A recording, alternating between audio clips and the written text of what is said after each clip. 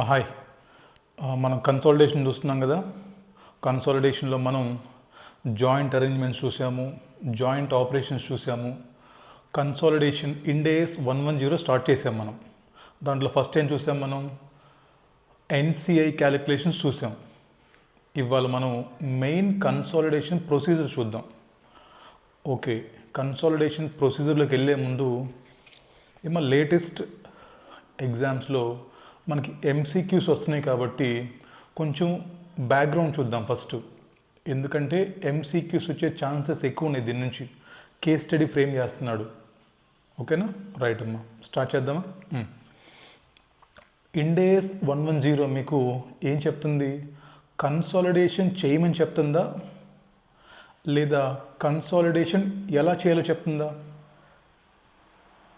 Difference ఉంది నేను అడిగిన క్వశ్చన్కి. ఇండ్ AS 110 మీకు కన్సాలిడేషన్ చెయ్యండి అని చెప్తుందా లేదా కన్సాలిడేషన్ ఎలా చేయాలో చెప్తుందా? కన్సాలిడేషను ఎలా చెయ్యాలో చెప్పింది ఇక్కడ. ఇండ్ AS 110 కన్సాలిడేషన్ ప్రొసీజర్ మాత్రమే మీకు చెప్తుంది, అంతేకాని కన్సాలిడేషన్ చెయ్యండి అని మీకు ఇండ్ AS 110 చెప్పదు. ఓకేనా? మరి కన్సాలిడేషన్ చెయ్యండి అని ఎవరు చెప్తారు కంపెనీస్కి? కన్సాలిడేషన్ చెయ్యండి అని చెప్పేసి సెబీలో మీరు లిస్ట్ అయినప్పుడు లిస్టింగ్ అగ్రిమెంట్ ప్రకారం మీరు కన్సాలిడేటెడ్ ఫినాన్షియల్ స్టేట్మెంట్స్ ప్రిపేర్ చేయాలి. For example, you take Reliance group of companies. Reliance group of కంపెనీస్లో బోల్డ్ కంపెనీస్ ఉన్నాయి కదమ్మా.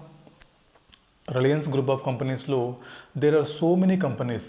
ఈ అన్నిటినీ కలిపి మీరు ఇయర్లీ వన్స్ అందరూ కలిపి ఒక కన్సాలిడేటెడ్ ఫినాన్షియల్ స్టేట్మెంట్స్ ప్రిపేర్ చెయ్యండి అని చెప్పి మీకు చెప్తుంది ఎవరు? ఇండ్ AS 110నా సెబీ లిస్టింగ్ అగ్రిమెంటా? SEBI listing agreement. SEBI listing అగ్రిమెంట్తో పాటు కంపెనీస్ యాక్ట్లో ఉన్నటువంటి సెక్షన్ 129, ఓకేనా? సెబీ లిస్టింగ్ అగ్రిమెంట్తో పాటు కంపెనీస్ యాక్ట్లో ఉన్నటువంటి సెక్షన్ 129 కూడా మీకు కన్సాలిడేషన్ చెయ్యాలి మ్యాండేటరీగా అని చెప్తుంది. Any parent company which is having subsidiary companies must do consolidation as per రెండు ఉన్నాయి ఇక్కడ. ఒకటేమో సెబీ లిస్టింగ్ అగ్రిమెంట్ ప్రకారము లిస్టెడ్ కంపెనీస్కి, వేరే వాటికైతే కంపెనీస్ యాక్ట్లో ఉన్నటువంటి సెక్షన్ నెంబర్ 129 మనకి మ్యాండేటరీ చేస్తుంది. మరి ఇవి రెండు చెప్పిన కన్సాలిడేషన్ చేయటానికి మీకు ఒక ప్రొసీజర్ కావాలి కదా. Balance sheet, profit and loss account ఎలా ప్రిపేర్ చేయాలి, అడ్జస్ట్మెంట్స్ ఎలా ప్రిపేర్ చేయాలి, గుడ్ విల్ ఎలా కనుక్కోవాలి, NCA ఎలా కనుక్కోవాలి, మీకు ఒక ప్రొసీజర్ కావాలి కదా. మరి ఈ ప్రొసీజర్ మొత్తాన్ని ఎవరు చెప్తారు మీకు? ఇండ్ AS 110. ఇది కూడా ఎగ్జాంపుల్ MCQs రావచ్చు. కన్సాలిడేషన్ చేయమని చెప్పేది ఎవరంటే మీరు MCQs కింద ఇస్తాడు. Who is required to do consolidation అంటాడు. కింద సెబీ లిస్టింగ్ అగ్రిమెంటు సెక్షన్ 129, ఇంకోటి ఏమిస్తాడు? ఇండ్ AS 110. మీరు ఏం చేస్తారు? ఇంకా ఇండ్ AS 110 టిక్ కొట్టేస్తారు, మీకు 0 మార్క్స్ వస్తాయి. అర్థమవుతుందా? రాసుకోండమ్మా. కన్సాలిడేషన్ చెయ్యండి,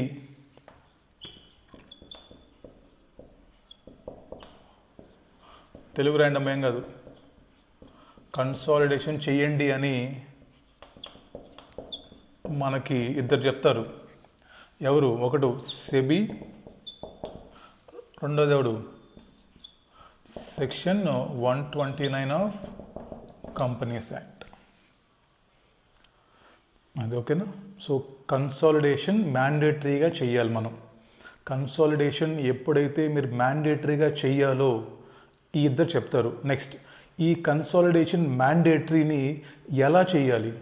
ప్రొసీజర్ ఆఫ్ కన్సాలిడేషన్ ఎవరు చెప్తారు మనకి? ప్రొసీజర్ ఆఫ్ కన్సాలిడేషన్ మనకి ఇండ్ AS 110 చెప్పింది. రాసుకోండమ్మా. నెక్స్ట్ వీళ్ళు చెప్పిన కన్సాలిడేషను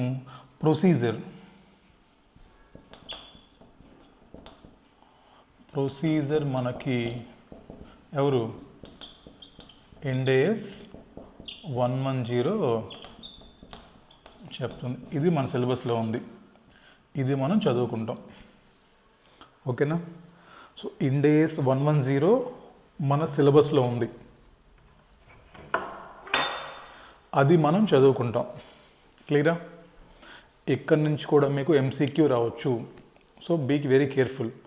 కన్సాలిడేషన్ చేయమని చెప్పేది వేరే వాళ్ళు, కన్సాలిడేషన్ ఎలా చేయాలో చెప్పేది వేరే వాళ్ళు. క్లియరా? నెక్స్ట్, కన్సాలిడేషన్ చెయ్యండి అని చెప్తున్నారు ఎవరు? సెక్షన్ 129 అవ్వచ్చు లేదా సెబీ అవ్వచ్చు. ఎవరికి చెప్తున్నారు కన్సాలిడేషన్ చేయమని? కన్సాలిడేషన్ చేయాల్సింది ఎవరు? కన్సాలిడేషన్ ఎవరు చేయాలంటే హోల్డింగ్ కంపెనీ లేదా పేరెంట్ కంపెనీ. ఏంటమ్మా పేరెంట్ కంపెనీ అంటే? సో ఇప్పుడు ఒక పేరెంట్ కంపెనీ ఉంది, పెద్ద పేరెంట్ కంపెనీ. వీడేం చేస్తాడు? వీడు చాలా holding company, number of subsea companies, associates, joint ventures ఇలా చాలా ఉంటాయి రిలయన్స్ గ్రూప్లో. సో ఏదైతే రిలయన్స్ గ్రూప్కి హోల్డింగ్ కంపెనీ ఉందో, ఏదైతే పేరెంట్ కంపెనీ ఉందో, ఈ పేరెంట్ కంపెనీకి మ్యాండేటరీ. అంతేగాని సబ్సిడరీ కంపెనీకి మ్యాండేటరీ కాదు. ఎవరికి హోల్డింగ్ కన్సాలిడేషన్ మ్యాండేటరీ? కన్సాలిడేషన్ అనేది పేరెంట్ కంపెనీ చేయాలి, దట్ ఈజ్ హోల్డింగ్ కంపెనీ చేయాలి, not subsidiary company, not associate లేదా జాయింట్ వెంచర్. క్లియరా? అంటే ఏంటి? Every parent company having subsidiaries must do consolidation as per consolidation procedure given in Ind AS 110. Next అమ్మ procedure చెప్పాము. ఎవరు చేయాలి మరి? Every parent company.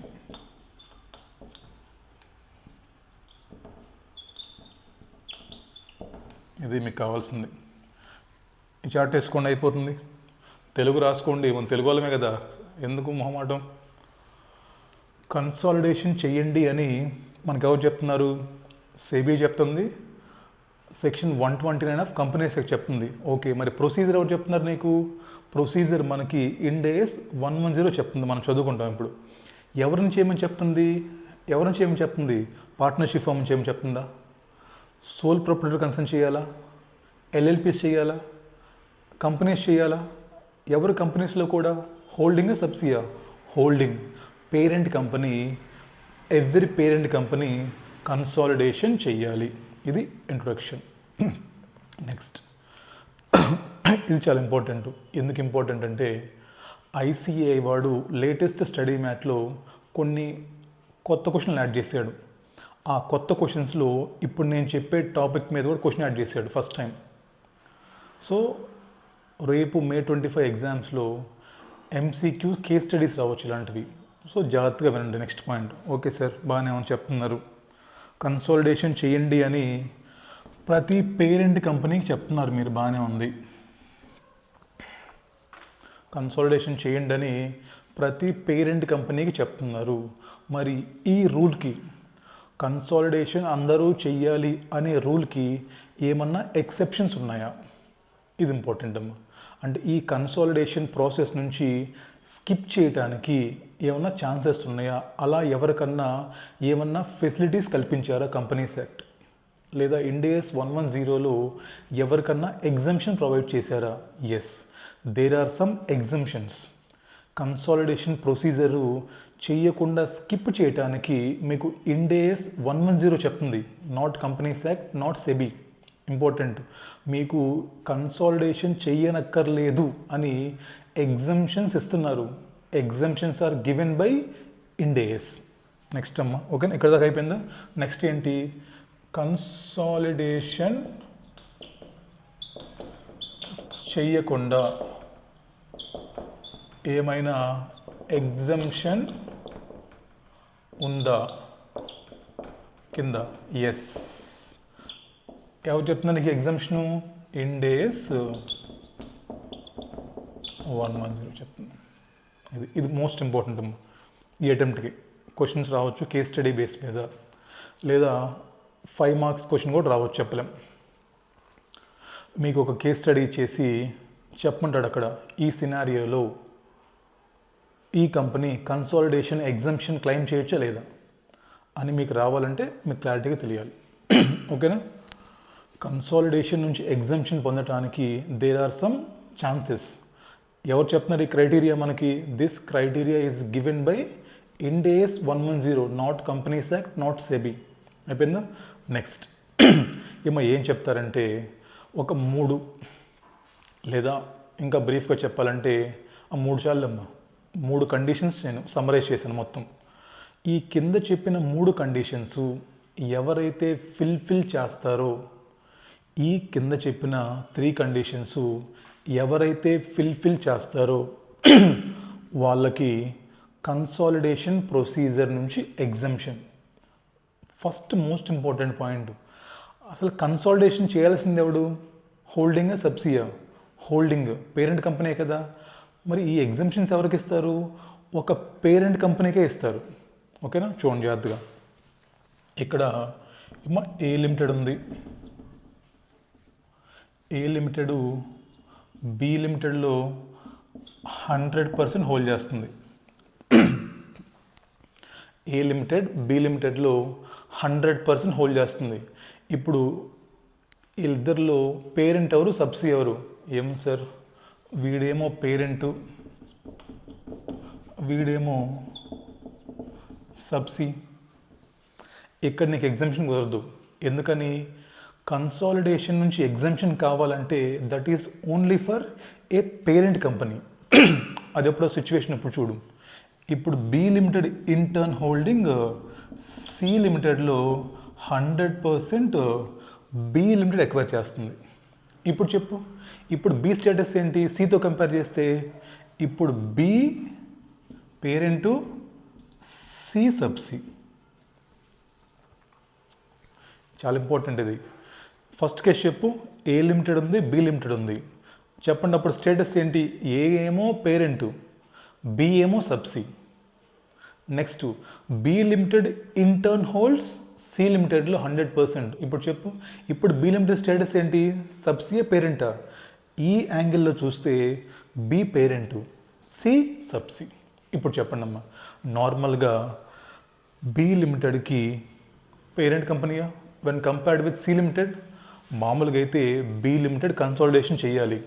But B limited కానీ ఇప్పుడు నేను చెప్పేటువంటి 3 కండిషన్స్ ఫుల్ఫిల్ చేస్తే, బి లిమిటెడ్ కానీ ఇప్పుడు నేను చెప్పేటువంటి 3 కండిషన్స్ ఫుల్ఫిల్ చేస్తే బి లిమిటెడ్కి కన్సాలిడేషన్ నుంచి ఎగ్జంప్షన్ ఇస్తారు. అంతేగాని ఏ లిమిటెడ్కి ఎట్టి పరిస్థితుల్లో ఎగ్జంప్షన్ రాదు. అర్థమవుతుందా? ఏ లిమిటెడ్కి ఎగ్జంప్షన్ వీలవ్వదు. వాడు కంపల్సరిగా కన్సాలిడేషన్ చేయాల్సిందే. మరి ఎగ్జంప్షన్ ఎవరికి ఇచ్చారంటే ఎవరైతే మిడిల్లో ఉన్నాడో పేరెంట్ కంపెనీ. అర్థమవుతుందా మీకు స్టేటస్? ఎవరైతే మిడిల్లో ఉన్నాడో యాజ్ ఎ పేరెంట్ కంపెనీ వీడికి ఎగ్జంప్షన్ ఇస్తారు, provided following 3 conditions are fulfilled.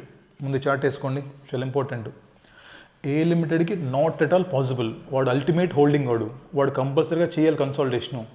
మిడిల్లో ఎవరైతే because of holding another subsi, ఇటు చెప్పండి, ఇటేమో వీడి సబ్సి, వీడి పేరెంటు.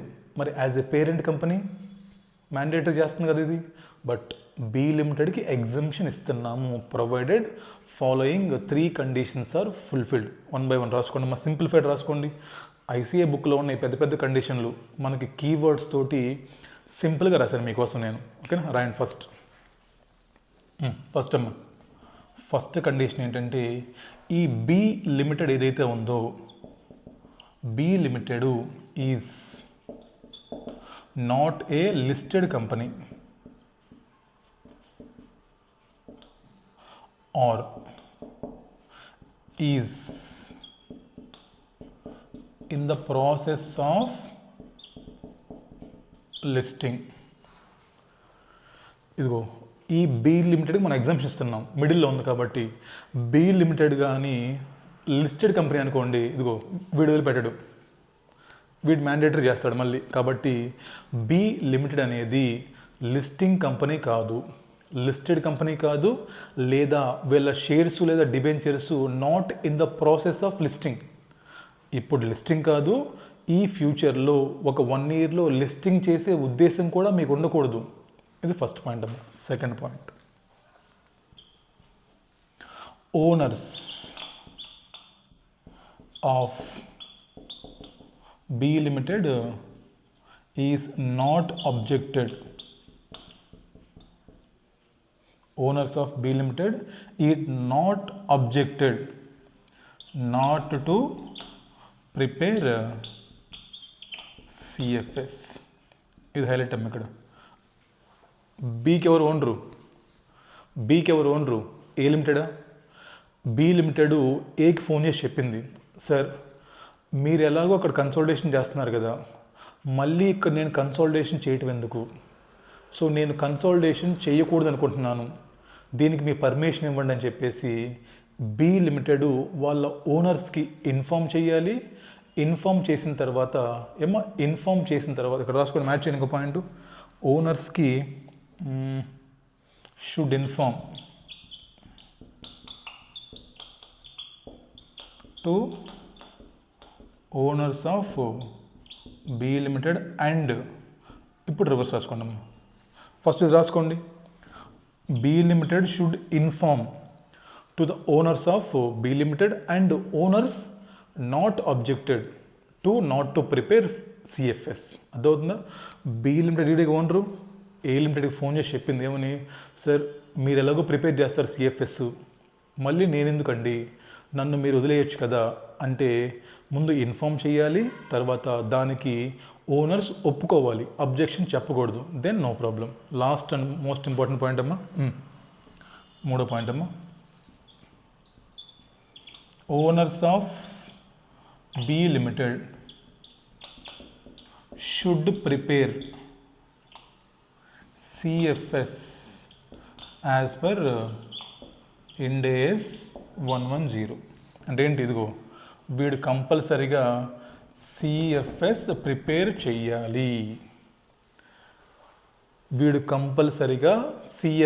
ప్రిపేర్ చెయ్యాలి.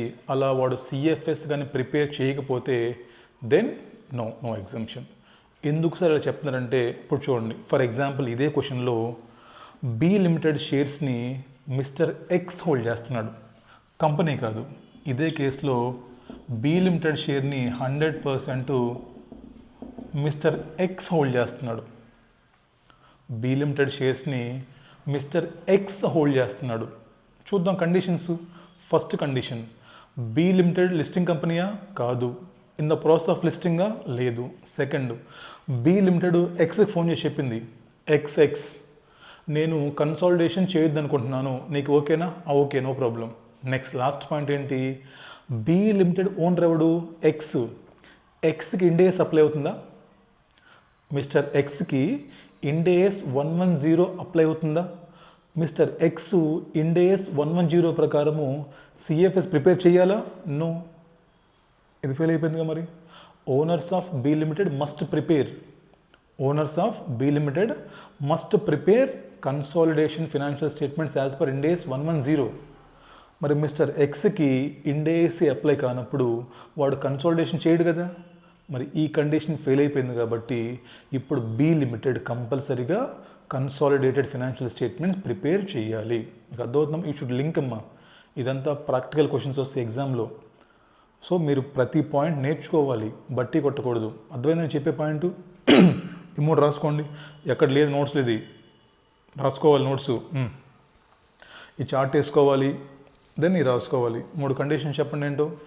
బి లిమిటెడ్ ఇదిగో మిడిల్లో, ఇది లిస్టింగ్ కాదు, not in the process of listing. నువ్వు నీ ఓనర్స్ ఎవరుంటే వాళ్ళు, ఏ ఉంటే ఏ, బి ఉంటే బి, సి ఉంటే సి. ఫర్ ఎగ్జాంపుల్ క్వశ్చన్లో నేను ఒకటే ఓనర్ చెప్పా, 2-3 ఓనర్లు ఉండొచ్చుగా. ఫర్ ఎగ్జాంపుల్ ఇదే క్వశ్చన్లో ఇక్కడ బి లిమిటెడ్కి ఏనేమో 60 ఉంది, ఎవడో మిస్టర్ సి లిమిటెడ్ 40 ఉంది. ఏం చేయాలి అప్పుడు నువ్వు? నీ ఓనర్స్ ఎవరు అప్పుడు? బీకి ఏ ప్లస్ సి. నీకు ఎంతమంది ఓనర్స్ ఉంటే అంతమందికి నువ్వు ఇన్ఫామ్ చేయాలి.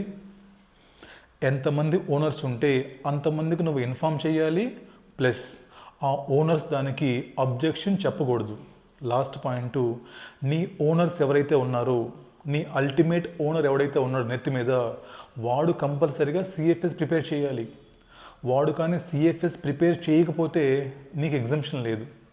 వాడు సిఎఫ్ఎస్ ప్రిపేర్ చేస్తే నీకు ఎగ్జంప్షన్ ఉంది. సిఎఫ్ఎస్ దేని ప్రకారం ప్రిపేర్ చేయాలి?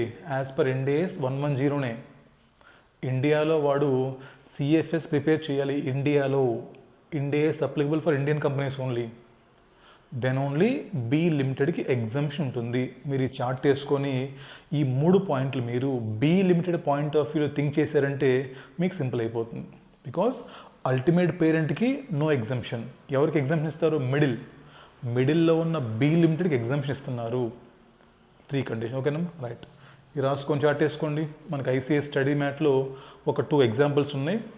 అండ్ ఐసీఐ లేటెస్ట్ అడిషనల్ క్వశ్చన్స్లో మంచి క్వశ్చన్ ఉంది. ఆ 3 చేయిస్తాను. అక్కడితో మనకి ఇంట్రో అయిపోతుంది. Then next class will start with consolidation procedure. Main questions 10 క్వశ్చన్లు ఉన్నాయి. CA final exam questions including November 2024, December 2024 of CA final questions. 10 questions ఉన్నాయి. 10 క్వశ్చన్స్ చేద్దాం మన క్లాస్లో. మళ్ళీ మీలో ఎవరన్నా కన్సాలిడేషన్ ఇప్పటికే వరుసగా 3 సార్లు ఇచ్చాడు. November 23, May 24, November 24. సో ఇంకా ఈసారి కన్ఫామ్గా ఇవ్వడు అని చెప్తారు మీకు ఎవడో వచ్చి. ఈసారి ఇంకివ్వడరా, రేపు ఫస్ట్ క్వశ్చన్ కంపల్సరీగా బిజినెస్ కాంబినేషన్ అంటాడు ఎవడో వచ్చి ఇప్పుడు. సో మీలో చాలామంది ఇప్పటికే సిఎఫ్ఎస్ చాయిస్ తీసుకొని ఉంటారు. 14 మార్కులు లేదా ఎంసీక్యూస్ 10 మార్క్స్. 10 మార్క్స్ కానీ తగ్గు. 14 8 కన్సాలిడేషన్ లేకుండా క్వశ్చన్ పేపర్ ఉండదు. ఇది కన్ఫర్మ్. వస్తే 14 మార్క్సా, లేదా ఎంసీక్యూస్లో లేదంటే మిడిల్లో 5 to 8 మార్క్సా. అంటే మీరు 10 మార్క్స్ వదిలేసుకున్నట్టే. అదే చేశారనుకోండి 10 వస్తాయి. చాయిస్ తీసుకుంటే అటెంప్ట్ చాయిస్ అయిపోద్ది. నేనున్నా కదా, నేను చెప్పిన మాట వినండి. నేను క్వశ్చన్స్ చాలా సింప్లిఫై చెప్తాను మన వేలో. ఆన్సర్లు మ్యాచ్ అయిపోతాయి. ఓకేనా? రైట్. రాసుకోండి. ఇంకా క్వశ్చన్స్ చేద్దాం. చూడిపోయానమ్మా, చాలా ఇంపార్టెంట్. డయాగ్రామ్ వేసుకోవాలి. ఓకేనా? చూడిపేస్తున్నా. పాస్ట్ చేసి వేసుకోండి డయాగ్రామ్. ఇంకా ఓపెన్ చేయండి ఐసీఐ స్టడీ మ్యాటు. మీ దగ్గర ఐసీఐ స్టడీ మ్యాట్ ఉండాలి లేటెస్ట్, ప్లస్ నేను ఇచ్చిన క్వశ్చన్ బ్యాంక్ ఉండాలి. లేదంటే మీకు అర్థం కావు. బికాజ్ కొన్ని ఎగ్జాంపుల్స్ మనం ఐసీఐ స్టడీ మ్యాట్లో చేస్తాం. రండి, ఐసీఐ స్టడీ మ్యాట్ ఓపెన్ చేయండి.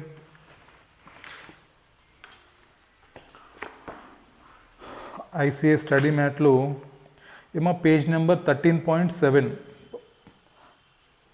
ఫస్ట్లో ఉన్నాయి చూడండి. ఇంట్రొడక్షన్ దగ్గరే కన్సాలిడేషన్ చాప్టర్ స్టార్టింగ్లో ఉన్నాయి చూడండి. Illustration number 1, exception to prepare consolidated financial statements. First ఇచ్చిన సినారియో చూడండి. డయాగ్రామ్ వేద్దాం ఫస్ట్ మనం ఒకసారి. ఏం చెప్తున్నాడు ఇక్కడ? కంపెనీ ఎక్స్ ఉందంట. ఓకే, కంపెనీ ఎక్స్ కంపెనీ ఏలో 100% హోల్డ్ చేస్తుందంట. తర్వాత కంపెనీ ఏ మళ్ళీ కంపెనీ బి ఉందంట. ఓకే, కంపెనీ సి ఉందంట. దీంట్లో 100%, దీంట్లో 100%. ఇప్పుడు ఎవరి గురించి మాట్లాడతాడు మామూలుగా? ఇదిగో వీడి గురించి మాట్లాడతాడు. బికాస్ వీడి పేరెంట్ వీళ్ళకి. ఓకేనా? చూడండి జాగ్రత్తగా. Company X is a listed entity in India and prepares CFS as per required Ind AS. అంటే ఏంటి? ఇదిగో వీడు ఇండేస్ ప్రకారము సిఎఫ్ఎస్ ప్రిపేర్ చేస్తాడంట. ఎవడు? Owner. Company A is un unlisted company and is not in the process of listing in any public market. ఇదిగో వీడు unlisted company అంట. లిస్టింగ్ చేసే ఉద్దేశం కూడా లేదంట. వాడి గురించి మనం మాట్లాడుతుంది ఇప్పుడు. నెక్స్ట్ అమ్మా, company X does not object company A not preparing CFS. ఇదిగో వీడు ఓనర్ వీడేగా, వీడికి చెప్పాడంట ఫోన్ చేసి. వీడు అబ్జెక్షన్ చెప్పలేదు. ఓకే, నో ప్రాబ్లం అని చెప్పాడంట. 2 కండిషన్స్ అయిపోయినాయి. 3 కండిషన్స్ ఏంటి? First condition company A unlisted and not in the process of listing. Next owners ఏంటి? ఫోన్ చేసి చెప్పామా, ఒప్పుకున్నారు, నో అబ్జెక్షన్. నెక్స్ట్ నా అల్టిమేట్ ఓనరు ఇదిగో వీడు ఇండేస్ ప్రకారము సిఎఫ్ఎస్ కూడా prepare చేస్తున్నాడంట.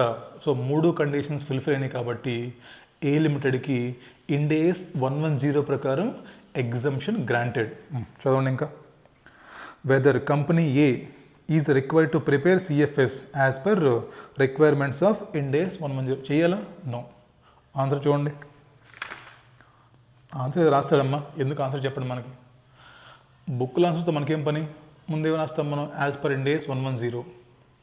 If any parent company want to get exemption from preparation of CFS following 3 conditions must be satisfied. చెప్పండి ఏంటి first condition? The parent company is not a listed company or not in the process of listing. Parent company should inform to its owners and owners had not objected for not preparation of CFS. Last point, the owners of the parent company should prepare CFS as per applicable Ind AS. Hence, in the given case, మూడు conditions fulfil అయినాయి కాబట్టి ఏ లిమిటెడ్కి CFS prepare చేయవలసిన అవసరం లేదు. ఇది ఈ flow మీకు రావాలి సిఏ ఫైనల్ పాస్ అవ్వాలంటే. రైట్, నెక్స్ట్ సినారియో బి చూడండి ఏం చెప్తున్నాడు. Assume the same facts in scenario A except company X is a foreign entity. Oh my god, వీడు ఫారెన్ కంపెనీ అంట. Okay. And is listed in the stock exchange of foreign country, is prepared financial statements as per GAAP of that country. ఏంటి, mister X యూఎస్లో ఉన్నాడంట, అక్కడ security commission ఏదో ఉంటుంది, అక్కడ వాళ్ళు దాని ప్రకారం ప్రిపేర్ చేస్తారంట ఫినాన్షియల్ స్టేట్మెంట్స్. బట్ నేను మీకు ఇందాక ఏం చెప్పాను, మూడో కండిషన్లో స్పెసిఫిక్గా owners of the parent company should prepare CFS as per applicable Ind AS only. మరి ఈ క్వశ్చన్లో ఎక్స్ లిమిటెడ్ ఫారెన్ కంపెనీ అంట, వాడు సిఎఫ్ఎస్ ప్రిపేర్ చేస్తున్నాడు, బట్ దేని ప్రకారము? యుఎస్ గ్యాప్ ప్రకారం. మరి మూడో కండిషన్ ఫెయిల్ అయిపోయిందిగా.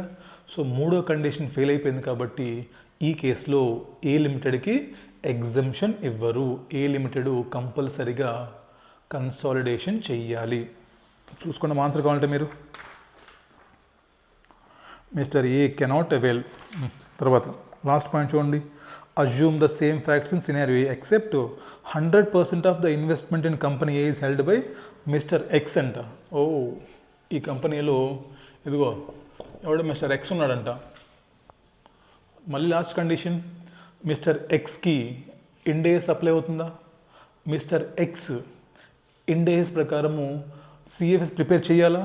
నో. కాబట్టి మూడో కండిషన్ ఫెయిల్ అయిపోతుంది. కాబట్టి ఈ కేసులో కూడా కంపెనీ ఏకి నో ఎగ్జంప్షన్ అవైలబుల్. క్లియరా? అర్థమవుతున్న పాయింట్లు మీకు. ఆ మూడు కండిషన్స్ చెక్ చేయాలి. ఫస్ట్ కేసులో మూడు ఫుల్ఫిల్ అయిపోయినాయి, సెకండ్ కేసులో అది ఫారెన్ కంపెనీ కాబట్టి నాట్ ఇండ్ ఏఎస్, థర్డ్ కేసులో కూడా ఇండివిజువల్ కాబట్టి అగైన్ నో ఇండ్ ఏఎస్. కాబట్టి ఈ రెండు కేసెస్లో నో ఎగ్జంప్షన్ అవైలబుల్. ఇలాంటి క్వశ్చన్స్ ఎగ్జామ్లో ఎనీ టైం రావచ్చు. అప్పుడు మళ్ళీ ఇంక మీరు వచ్చేసి paper out of syllabus, paper tough, result tough ఇలాంటి చెప్పకూడదు. ఇంకా అలాంటి చెప్తే ఎవరికి ఉపయోగం? ఎవరికి లాసు? మీకు అటెంప్టే పోయింది. ఐసీఐకి లాస్ లేదు, మాకు లాస్ లేదు. ఇప్పుడు మీరు ఫెయిల్ అవ్వడానికి కారణాలు ఎత్తుకుంటున్నారనుకోండి, ఎవరి కెరీర్ నాశనం అయిపోయింది? మీదే. అదే పాస్ అవ్వడానికి కారణాలు ఎత్తుకుంటే త్వరగా సెటిల్ అవుతారు లైఫ్లో. సో అన్ని క్వశ్చన్స్ చేయండి. క్లియరా? నెక్స్ట్ సెకండ్ క్వశ్చన్ చూడండి.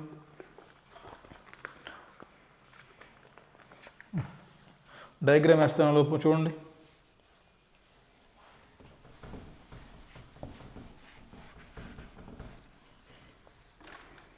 కంపెనీ ఏ ఉందంట. ఓకే,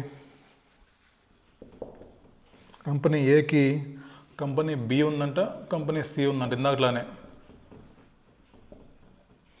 దీంట్లో 100, ఇక్కడ 60 అనంట. మీ సార్ చూడండి, ఇదిగోండి మొత్తం కాదు 60 ఉన్నాడు మన దగ్గర. తర్వాత కంపెనీ సి వచ్చేసి కంపెనీ ఎక్స్లో 100% అంట. ఓకేనా? మరి ఇప్పుడు ఏం చెప్పండి, కంపెనీ సి ఓనర్స్ ఎవరు?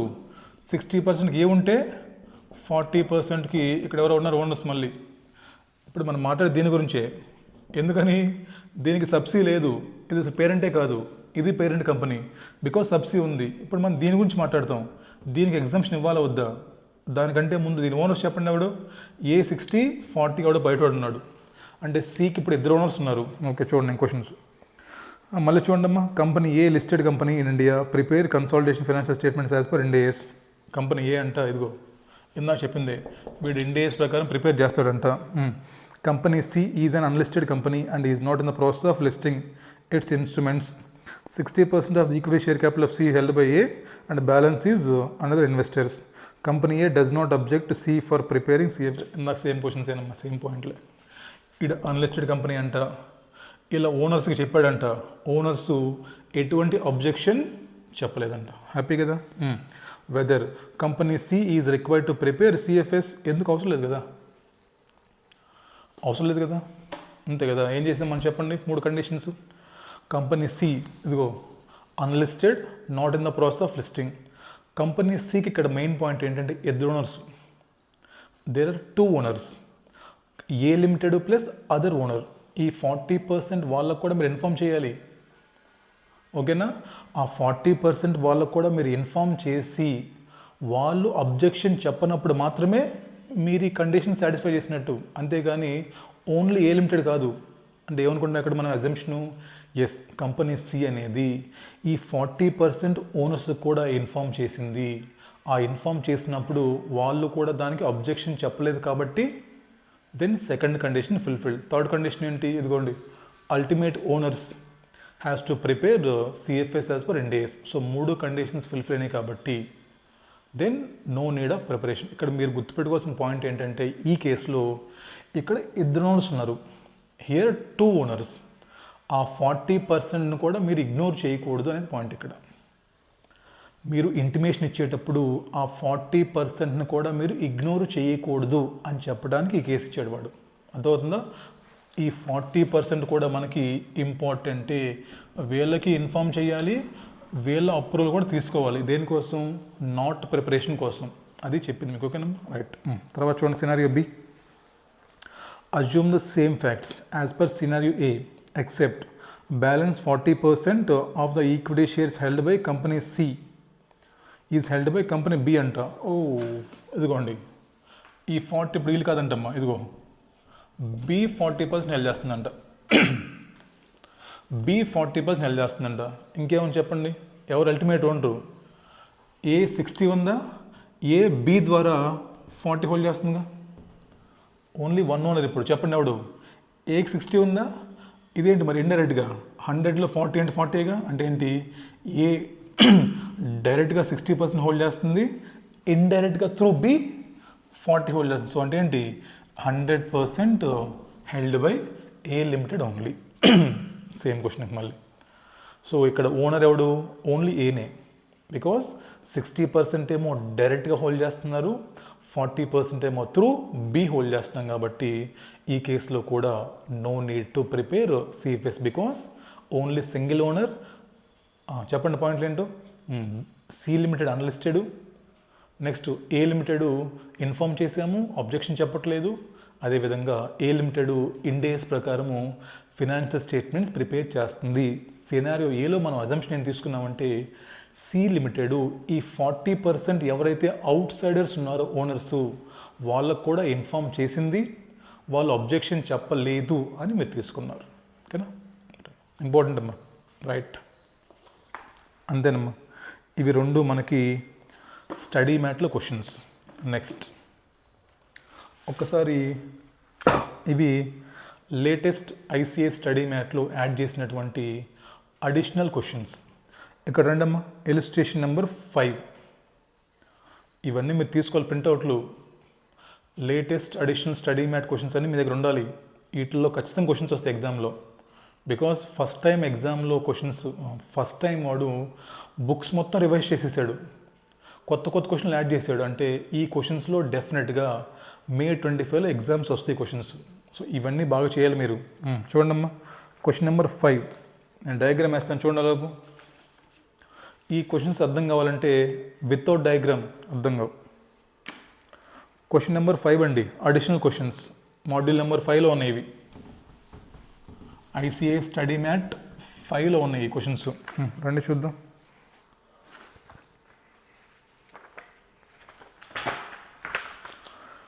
Gamma Limited, a parent company engaged in manufacturing and retail activities. The group holds investments in different entities.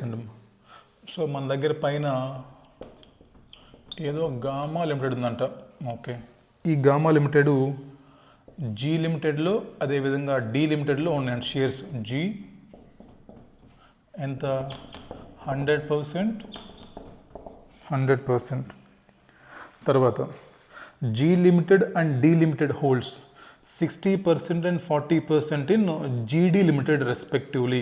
ఇక్కడ మనకి GD Limited ఉంటుందంట. దీంట్లో G60 అంట, D40 అంట. Okay, next delta limited is 100% subsidy of జీడీ limited. అంటే జీడీ లిమిటెడ్ ఇక్కడ డెల్టా ఉందంట ఒకటి, దీంట్లో 100%. ఓకేనా? ఇప్పుడు ఎవరి గురించి మాట్లాడదు క్వశ్చన్లో? వీడి గురించి. అర్థమైందా క్వశ్చన్? ఫస్ట్ మీకు గామా లిమిటెడ్ జీడీలో 100 హోల్డ్ చేస్తుంది అంట, మళ్ళీ జీ లిమిటెడ్ జీడీలో 60 అంట, డి లిమిటెడ్ జీడీలో 40 అంట. ఇప్పుడు జీడీకి ఒక సబ్సిడీ ఉందంట డెల్టా. చార్ట్ ఇంపార్టెంట్, చార్ట్ వేసుకోండి ఇక్కడ. తర్వాత చూడండి, firstly Gamma limited wants to suggest whether GD limited can avail exemption from preparation presentation of consolidated financial statements as per applicable Ind AS. ఇదమ్మా ఈయన అడుగుతున్నాడు క్వశ్చన్. వీడికి ఎగ్జంప్షన్ ఉందా లేదా అంటున్నాడమ్మా ఫస్ట్. సెకండ్ సినారియో చూడండి. Secondly, if all other facts remain same above except G limited and D limited are both owned by individual, say Mr. X.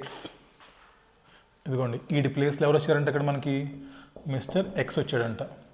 ఈ కేసులో కంపల్సరీ ఇవ్వడు, ఇస్తారా సెకండ్ కేసులో? బికాస్ వీడు మిస్టర్ ఎక్స్ అంటే వాడు ఇండివిజువల్ కాబట్టి, ఇందాక నేను కవర్ చేసిన పాయింట్ మీకు, వాడు ఇండివిజువల్ కాబట్టి వాడు థర్డ్ కండిషన్ ఫుల్ఫిల్ కాదు మనకి. బికాస్ వాడు ఇండేస్ ప్రకారం వాడు ఫైనాన్షియల్ స్టేట్మెంట్స్ ప్రిపేర్ చేయడు కాబట్టి సెకండ్ కేసులో ఎగ్జంప్షన్ ఇవ్వరు.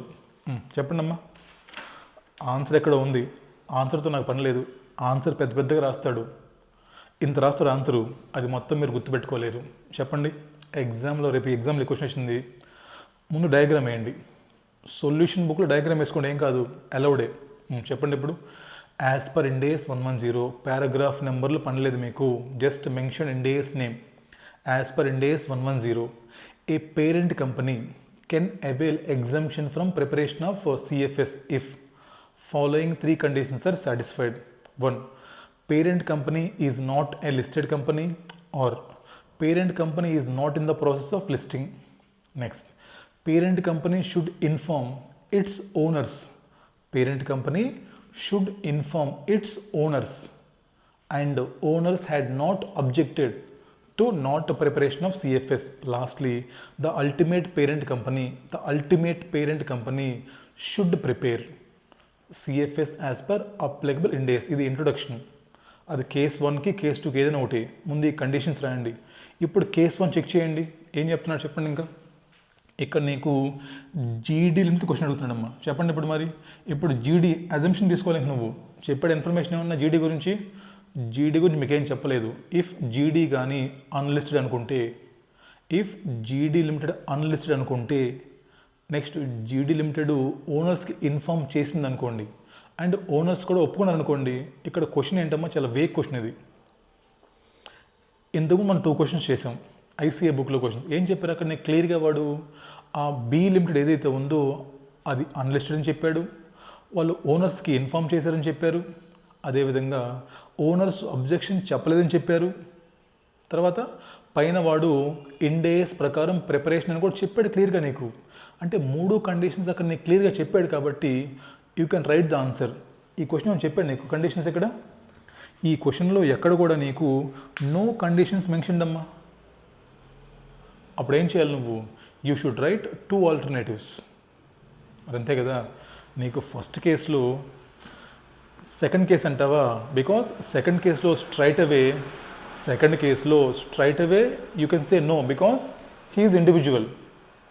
కేస్ నెంబర్ 2లో వీడు ఇండివిజువల్ కాబట్టి you can say straight away no because ఇండివిజువల్కి ఇండేస్ ప్రకారం CFS చేయడు కాబట్టి కండిషన్ నెంబర్ 3 ఫుల్ఫిల్ అవ్వట్లేదు, తీసేయి. బట్ ఫస్ట్ సినారియోలో నీకు ఒకడేం చెప్పలేదు, ఈ కండిషన్స్ ఫుల్ఫిల్ అవుతుందని చెప్పట్లేదు, చేయట్లేదని చెప్పట్లేదు. నువ్వేం చేస్తావు అప్పుడు? Option number A, if we assume all conditions are satisfied, no need. If we assume all conditions are not satisfied, then no. Answer నాకు తెలియదు ఏముందో, మీరు కావాలని చదువుకోండి. ఓకే, బట్ మీరే థింక్ చేయండి. మార్కులు వేస్తారమ్మా, ఇదే రాస్తారు అక్కడ కూడా, కాదు ఏదో తిప్పి రాస్తాడు అంతే. మీరే చెప్పండి. ముందు కండిషన్స్ రాయండి. మీకు క్వశ్చన్లో మీకు డిఫరెన్స్ అర్థమవుతుందా? ఇందాక మనం చేసిన ICS స్టడీ మ్యాట్ క్వశ్చన్కి దీనికి ఐసీఎస్ స్టడీ మ్యాట్ క్వశ్చన్లో మీకు క్లియర్గా చెప్పాడు, ఓహో ఈ కండిషన్ ఫిల్ఫిల్ అని. అక్కడ సింప్లీ సే నో. ఇక్కడ నీకేం చెప్పట్లేదు కండిషన్స్. అప్పుడు నువ్వేం చేయాలి? You should assume 2 cases. Case number 1, conditions అన్నీ ఫిల్ఫిల్ అవుతున్నాయి అనుకుంటే no need to prepare. Conditions అన్నీ ఫిల్ఫిల్ అవ్వకపోతే they have to prepare. Scenario number 2లో you can straight away reject కదా, బికాస్ సినారియో 2లో అల్టిమేట్ పేరెంట్ ఎవడు? ఇండివిజువల్. సో ఇండివిజువల్కి ఎలాగో సిఎఫ్ఎస్ లేదు కాబట్టి కండిషన్ నెంబర్ 3 ఫెయిల్ అవుతుంది కాబట్టి సెకండ్ కేస్ క్లియర్. ఫస్ట్ కేసులో you should write 2 ways because వాడేం చెప్పట్లేదు క్వశ్చన్లో. ఓకేనమ్మా, రైట్. సో ఇటువంటి క్వశ్చన్స్ మీకు May 25లో కనిపించవచ్చు. I can expect a question from this. 6 to 8 marks రావచ్చమ్మా క్వశ్చను, లేదా కేస్ స్టడీ ప్రిపేర్ చేసి మిమ్మల్ని కన్ఫ్యూజ్ చేయొచ్చు. సో క్లియర్గా చదువుకోండి. ఈ 3 క్వశ్చన్లు చేయండి చాలు, ఇంకేమొద్దు. ఆ కండిషన్లు 3 క్వశ్చన్లు.